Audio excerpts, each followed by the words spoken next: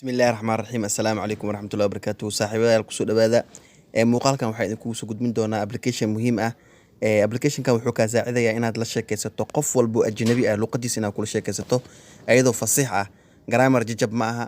Adoo luqadaada hooyo kula sheekaysanaa. Luqadaada hooyo qore qofka ajnabiga markaas kula sheekaysanaa haddii rabo Turkish aad wuxuu rabo ahaado asna luqadiisa loogu turjumaa. Applicationkan waxaa loo yaqaanaa Gboard waa kana intuu saaran yahay. Gboard loo yaqaanaa. Waxaa sidoo kale aad ka heli kartaa Google Play Store-ka ka heli kartaa. Haddaa Google Play Store-ka aad tagtid aad ku qortid qaybta sare Gboard haddaa ku qortid G caadiga ah ama ga waxay Soomaalidu u yaqaanaan Gboard haddaa ku qortid waa ka qoraalkaas shaashada idinkaga soo muujiyo waaye. Haddaa ku qortid waa midkaan waaye. Ani marka haduu igu jira wuxuu leeyahay installing iska delete ama update u dir. Labada mar waa igu jira waxaa rabaa marka in aad ku tuso qaabka loo soo degsanayo waa noocaas. Kadib Gboard-kan furaa wuxuu ku weydiinayaa step 1 step 2. Step 1 waxa waaye inaad get started aad dhahdid. Step 2 waa kan ku saaran meesha select import Gboard dooro ku dhahay. Marka meeshan waxaa fix saareynaa Gboard sababtoo tahay Samsung-ka hadda ku dooran keyboardkiisa had Gboard aan dooraneynaa. Waxaa laga yaabaa inuu ku diro permission ku soo sameeyo dhib malaha fikira ka qaaday. Meeshan marka interface-kiisa waa language uu leeyahay performance wuxuu leeyahay themes uu leeyahay text correction uu leeyahay. Marka waxa uu asileeyo ku soo bandhigay marka intaan dhan hadartid keyboard waxa English wax kala ku darsan kartaa Carabiga ku darsan kartaa luqadda ku darsan kartaa. Marka saan u ogaan marka baalkan inuu shaqeynayo in kale aadna mid ka mid ah applicationada aan social media ka adeegsano WhatsApp aan aadina WhatsApp aan rabaa marka in idinka tuso luqadda qofka sa uu qorayso iyo wax uu turjumayso. Aan fiiriyo WhatsApp-kan aada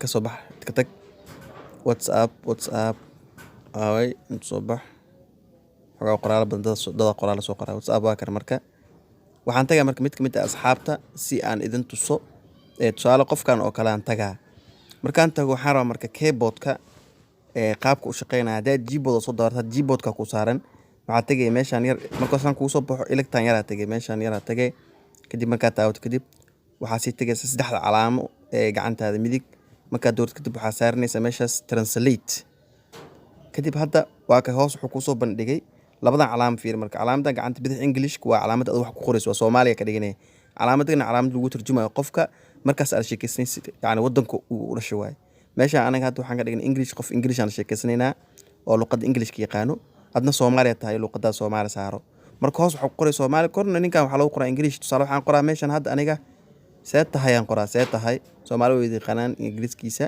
waa ka how are you waa sidee tahay waay marka waxaa artid inta hadal rabtid meeshan hoos ku qornay Soomaali waa inay ku dornataa hadii aad rabtid in Carabi ku heshid ama Carabi wax ku qortid Carabi ku qoro si English lagu turjumo waxaad taqaanid meeshas English-ka ah qofka aad la hadlaysid waa luqadda lagu turjumi lahaa waay qofka doo Turkish meeshas Turkish saaro luqado far badan ku jiraan saa aragteenba waxa arta u qor kartaa waa ku xiis waa ka IBCU soo wac waa ka call lacag si for money give for money waxaas dhan yani asaa ku sii turjumay run ahaantii waa application muhiim ah hadiiba qof kasto ajnabi ah oo wadankiisa joogo luqadiisa kula sheekaysan kartid waa faa'iido aad weyn fadlan waa intaas oo fadlan hada janaadka cusubta subscribe saar lana wadaag asxaabtaada wixii faalaha qaybta comment-iga noo dhaaf inta wixii ka dambeeyo guuleysta